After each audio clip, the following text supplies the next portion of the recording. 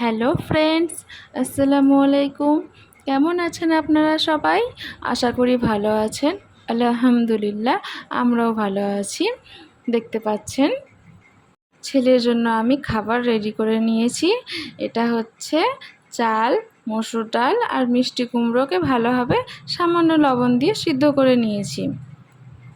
সিদ্ধ করার পরে আবার ব্লেন্ড করে নিয়েছি। ব্লেন্ড না করে আমি ওকে খাওয়ানোর চেষ্টা করেছি, ও খেতে পারে না। ওর যাতে খেতে সুবিধা হয় তার জন্যে আমি ব্লেন্ড করে নেই। ওকে আমি খাওয়ানোর জন্য সবসময় টেবিলেই বসিয়ে রাখি আর আমি বসি চেয়ারে। ও টেবিলে বসে বাইরের দৃশ্যগুলো দেখতে পায় জানালা দিয়ে, ওইভাবে ওকে একটু একটু করে খাওয়াই। যখন ও খেতে চায় না তখন ওকে আমি বাইরের দৃশ্য দেখিয়ে খাওয়াই, তাহলে মোটামুটি একটু হলেও খেয়ে নেয়। যেমন ধরুন খোলা আকাশের নিচে, এখন তো ও ছোট, ওর কাছে এখন সমস্ত কিছুই নতুন। ওকে যদি নতুন নতুন কিছু দেখানো হয় তাহলে ওর মনটা সেই দিকেই চলে যায়, আর তখন ও সেই ফাঁকে ওকে আমি খাওয়াই। হাতে যেটা ও ধরে আছে এটাতে করে আমি ছোটোবেলায় ওকে ফ্রুট দিতাম, বিশেষ করে কলা বা মৌসুমি, পেঁপে। তো কী হতো, এটা ও কামড়াতো আর ভিতর থেকে রসটা বেরিয়ে আসতো।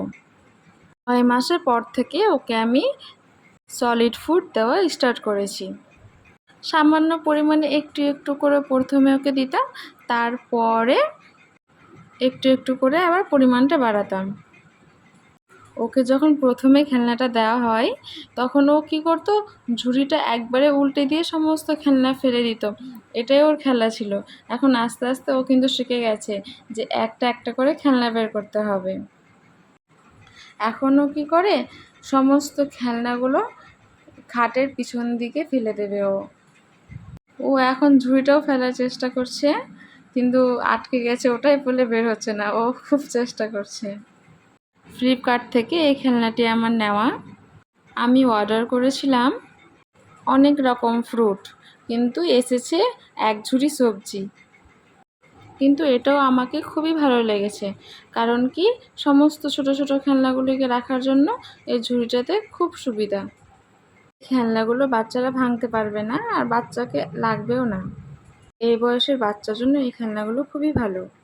খেলনাগুলো সারা বাড়িতে ও ছড়িয়ে দেয় আর আমি শুধু কুড়িয়ে বেড়াই। সব জায়গা ছেড়ে দিয়ে ও কোথায় ঢুকেছে।